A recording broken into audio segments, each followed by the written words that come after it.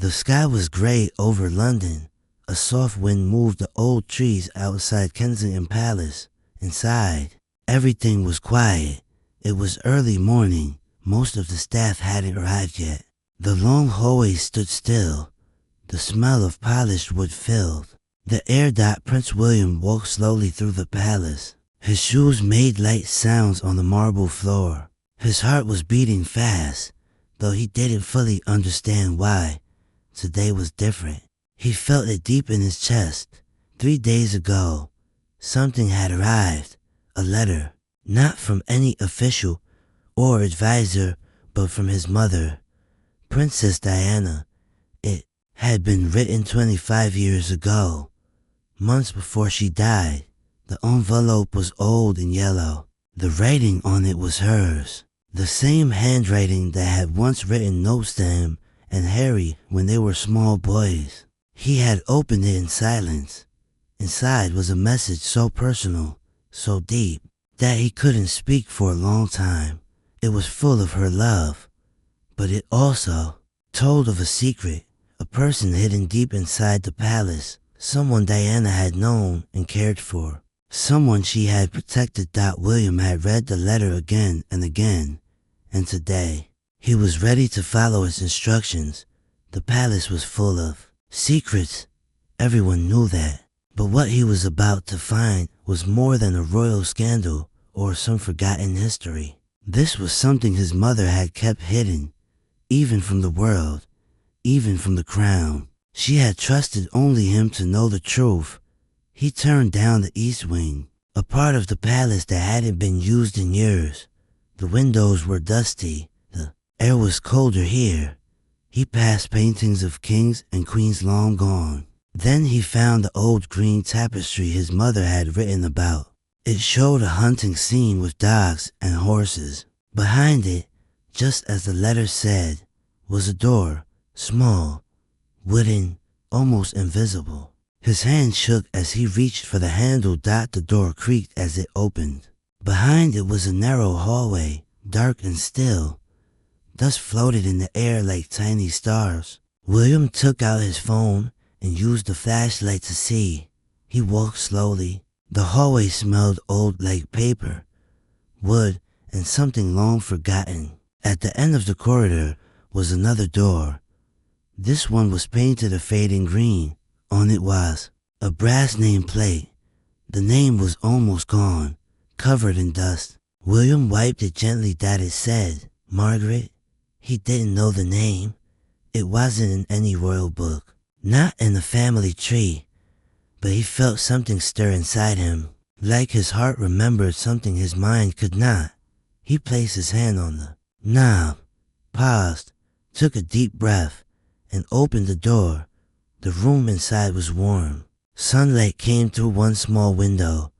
There were old chairs, soft pillows, books on every shelf. It felt like a quiet world where time had stopped. And in the middle of it, sitting by a small fire, was an old woman. She turned her head slowly. Her silver hair was tied back neatly. Her eyes, kind and clear, looked straight at him. You must be William, she said softly. Her voice was gentle, almost musical. Your mother said you'd come one day. William stood frozen in the doorway. Her face had a peaceful strength to it. Something in her smile reminded him of Diana. I am, he said quietly. And I'm Margaret, she replied. Your mother called me Maggie. He stepped inside slowly. The warmth of the room wrapped around him. It didn't feel like part of the palace. It felt like someone's hidden home. You knew my mother. Margaret gave a small laugh, soft, like a memory.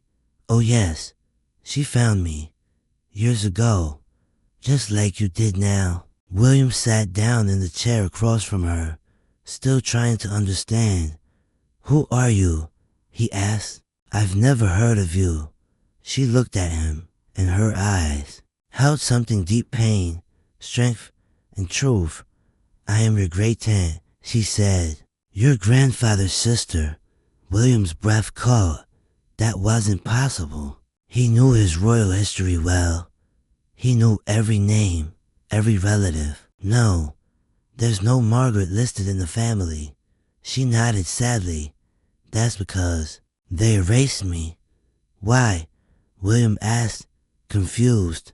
Because I chose love over duty, she said quietly. And the royal family couldn't allow that. There was silence. William stared at her, not understanding. Then she pointed to a photo on the shelf. A younger version of herself stood beside another woman. Their hands were close, too close for the royal world. I fell in love, she said, but not with a man, not with anyone the crown would accept. She looked at him, eyes steady.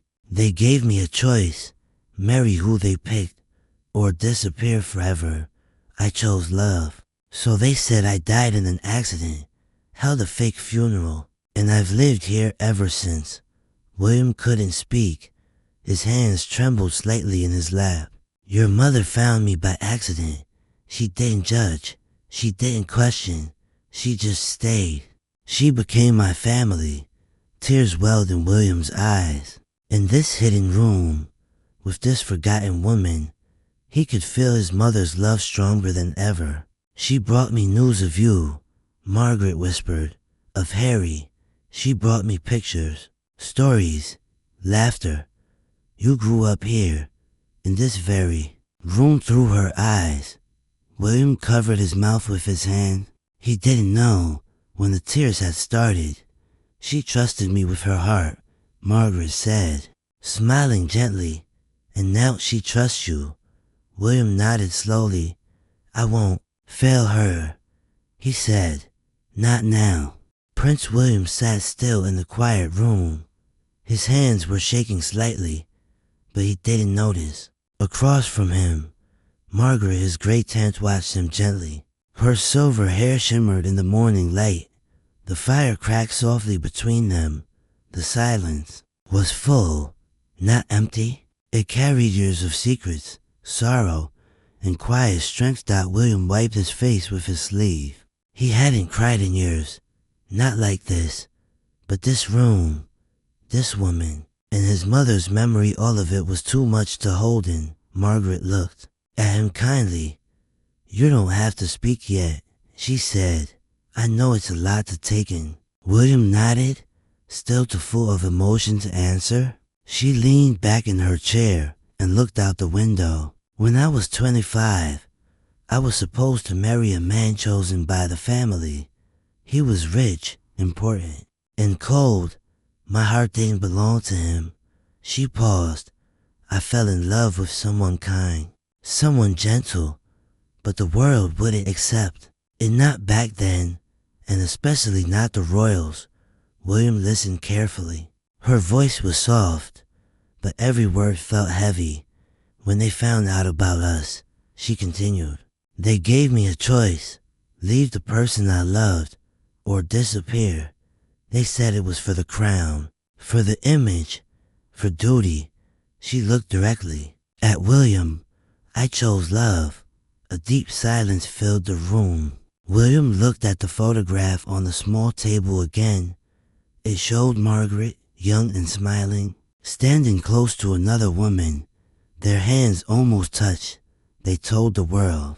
I died in a car accident, Margaret said, almost as if she were speaking of someone else. They even held a fake funeral. The newspapers wrote about it. People cried.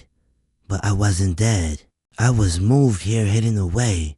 William felt cold inside. How could they do that? It was easier back then, Margaret said. The royals knew how to erase someone, and I didn't fight. I didn't want to bring shame to the family. I just wanted to be with the person I loved. William's heart ached for her. And you stayed here all these years. I did, she said. At first, it was hard, lonely. I miss my family. I miss sunlight. I miss walking through the palace gardens. But then, your mother found me. William looked up. How? She was exploring the palace. Margaret smiled. She had just married Charles. She was young, curious. and felt like a stranger in this big, cold place. One day, she heard music. I was playing the piano. She followed the sound. That's how she found me. William tried to picture it. His mother, young and unsure, walking through the halls until she found this room. This woman. She stood there at the door, shocked, Margaret said, laughing gently. But she didn't run. She didn't call anyone. She just walked in and asked me who I was. William smiled through his tears. That sounds like her. Oh yes, Margaret said proudly. She listened to my story without judging. She held my hand and said, "You don't deserve to be forgotten." From that day on, she visited me often. She leaned forward now, her eyes shining. She brought me food, flowers, books, newspapers. But more than that, she brought me you. Me. William asked, confused. Yes, Margaret nodded. When you were born, she brought me pictures. She told me about your first word, your first steps. She made you real to me, and Harry, too. I watched you both grow up through her stories. William felt something stir deep inside him. I never knew. You weren't supposed to, Margaret said. Diana promised to keep my secret, and she did. But she wanted you to know one day. That's why she wrote the letter. William looked around the room. It was full of memories, photos, letters, drawings. On one shelf was a collection of children's books. On another, a teacup painted with a boy's name, William. She believed in love more than anything. Margaret said, she told me once, that love doesn't always look like a fairy tale. Sometimes it's hidden, sometimes it's quiet, but it's still real, still powerful. William stood and walked to the window. He looked out at the garden beyond. His mother had walked there many times, and now, just feet away, this woman his aunt had watched the same garden through glass for 43 years. She saved me. William, Margaret said, in every way a person can be saved. He turned back to her, eyes full of tears. I want to help now, he said. I want to do what she couldn't finish. I want to make sure you're never hidden again. Margaret's eyes filled with tears. She reached out and took his hand. There's one more person you need to meet, she said, her voice shaking. The person I gave up everything for. The person your mother also protected. William's heart beat faster. They're here. She nodded. Right through that door, she whispered, pointing to a smaller door inside the sitting room. William hesitated. Then, slowly, he walked toward it. His mother's voice rang in his heart. Love is always worth it, even if the world says it's not. He reached for the handle. What waited on the other side would change his heart forever. William stood in front of the small door inside the quiet sitting room. His heart was pounding. He could hear it in his ears. Everything inside him was tense, nervous, full of questions, and also full of something soft, something like hope. That Margaret was behind him, watching him with calm, shining eyes. Her voice was gentle. You don't need to be afraid. They've been waiting for this day. William nodded slowly. Then, with a deep breath, he turned the handle. The door opened without a sound. The room beyond was small but warm. Afternoon sunlight came through the curtains, falling softly on the bed by the wall.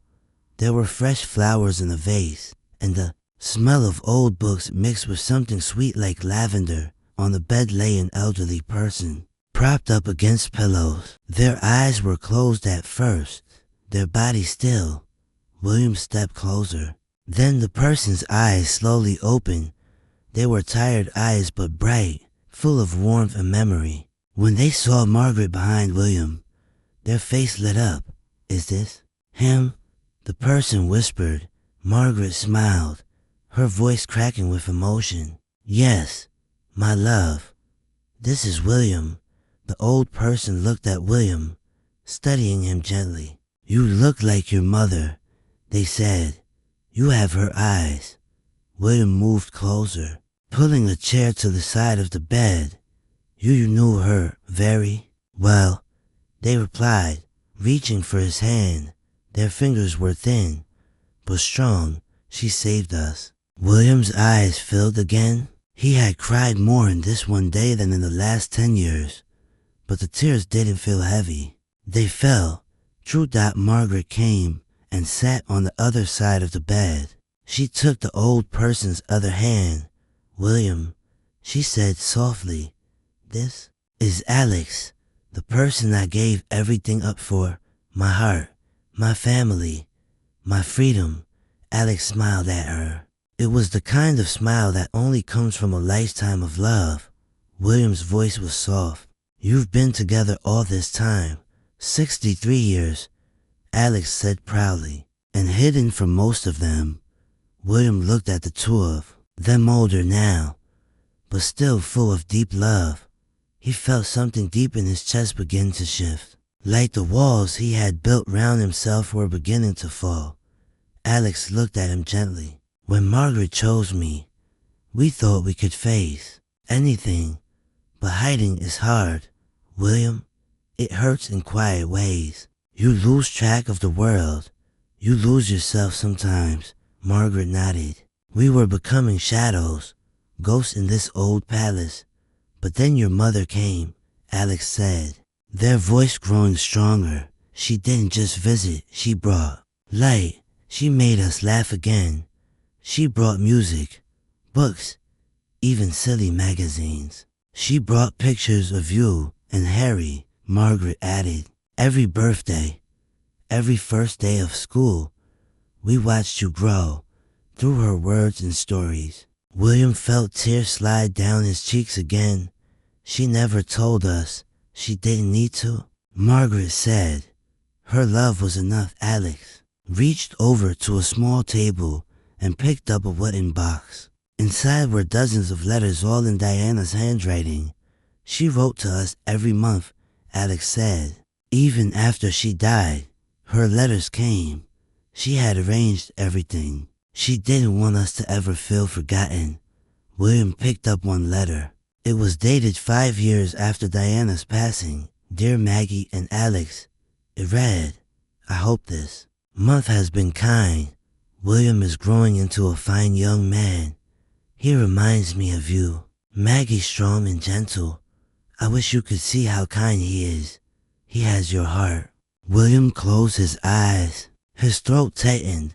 "She never stopped loving you both," he whispered. Margaret's voice was steady. "And now she wants you to carry that love forward."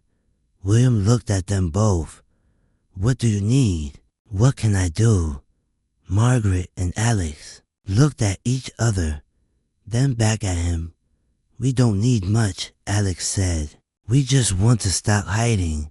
We want to feel sunlight again, real sunlight. And we want people to know," Margaret said softly, "not just about us but about your mother. What she stood for, what she believed." William stood slowly. The room around him felt holy, like sacred ground. He understood now why his mother had written that letter, why she had waited until he was older. She had trusted him to understand, and now he did. "I'll make sure you're never hidden again," he said, "and I'll tell your story, not just as a royal, but as a human, as family." Margaret stood too. Her knees shook slightly, but she smiled with strength. "You have your mother's heart, William." Alex smiled. "And maybe you'll help the world change too." William looked at them, to people who had lived in silence, but who had loved louder than most ever dared. In that moment, he made a silent promise to his mother. He would not let their story fade out, not now, not ever. The next morning, sunlight poured through the tall windows of the royal estate. It touched the leaves in the garden, warmed the walls of the old palace, and gently reached into the little hidden rooms that had once been forgotten. But now, nothing was hidden anymore. Prince William sat beside Margaret and Alex, drinking tea. They were no longer strangers. They were no longer ghosts from the past. They were family now, and they were loved. William had hardly slept the night before. His mind had been full of his mother, of her voice, her laughter, her kindness, and also of the secret she had protected all those years. A secret that was not just about two people in love, but about truth and courage and loyalty. He knew what he had to do. Later that day, William returned to London. He walked through the long palace halls with a new purpose. He passed guards and servants who nodded politely, but this time, he didn't feel like a prince walking above the world. He felt like a son, walking beside the memory of his mother. He stopped in front of his grandmother's private drawing room. "Your Majesty," he said gently as he entered. Queen Elizabeth sat at her writing desk. Her hands were still, her face unreadable, but her eyes watched him closely. "I know where the letter led," William said. She said nothing. She waited. "I found Margaret," he continued. "She's alive, and she's been hidden for over 40 years because she chose love over duty." The Queen's hands folded tightly. A long silence followed. The only sound in the room was the ticking of the grandfather clock. "She didn't betray the family," William said. "She honored it more than anyone. She chose love. She lived quietly, but she never turned bitter, and she never blamed you." The Queen looked away. Her voice was low when she finally spoke. "I loved her too, but I was young, and I believed what they told me, that protecting the crown meant erasing those who didn't fit the mold." William stepped closer. "But times have changed, grandmother, and hiding love isn't protection anymore. It's pain, it's shame, and it's wrong." The Queen nodded slowly, tears quietly forming in her eyes. "Your mother always believed that. She tried to tell me." "She did more than try," William said. "She kept Margaret alive, in spirit, in memory. She made sure they didn't disappear." The Queen closed her eyes for a moment, then opened them and looked at her grandson. "Bring her home," she said. William blinked. "Truly?" The Queen nodded. "Yes. Let the world know. Let them see who she really is. Let them remember her as she was meant to be remembered." 2 weeks later, the news broke across the world. Missing royal and found alive. Margaret's secret love story revealed. The public was stunned. The media was full of questions, opinions, and shock. But what they saw first wasn't scandal or shame. What they saw were photos of a fragile but smiling woman walking through the palace gardens, holding hands with the person she loved. What they saw was Prince William standing between them, proud and gentle. What they saw was truth. In a quiet press conference, William stood before the world. "This is my great-aunt, Margaret," he said. "The world was told she died, but the truth is she was silenced. She chose love, and for that, she lost everything. But she never stopped believing in kindness, in grace, and in hope." He held up one of his mother's old letters. "Princess Diana, my mother, found Margaret and protected her story. She kept her alive in every way that mattered. I'm here now to honor what my mother started, to bring truth where there was silence, and to show the world that true love has no shame." People cried watching him. They stood and clapped. The world didn't turn away, and in a quiet corner of the palace, Margaret and Alex watched the broadcast holding hands. "I never thought I'd see this day," Alex whispered. Margaret smiled through tears. "She promised. Remember, Diana always said the truth would rise." The weeks that followed were filled with letters from around the world. Messages of support came from people who had also hidden their truth for years. People who had loved in silence. People who had felt forgotten. But now, Something had changed that in one beautiful moment. Love had been brought out of the shadows. Margaret was given back her title. But more importantly, she was given back her name, her place, her truth. William visited them often. Sometimes he brought George and Charlotte. Sometimes he just sat in silence with them, watching the sunset. But every time he left stronger. He knew now that the real crown didn't rest on the head. It rested in the heart. In the quiet of her room one evening, Margaret looked at a picture of Diana on the table. She touched the frame gently. "Thank you," she whispered, and far above, beyond the clouds, perhaps Diana smiled. She had passed on a secret, but more than that, she had passed on a legacy of courage, truth, and unstoppable love. And her son had carried it, not just with duty, but with all his heart.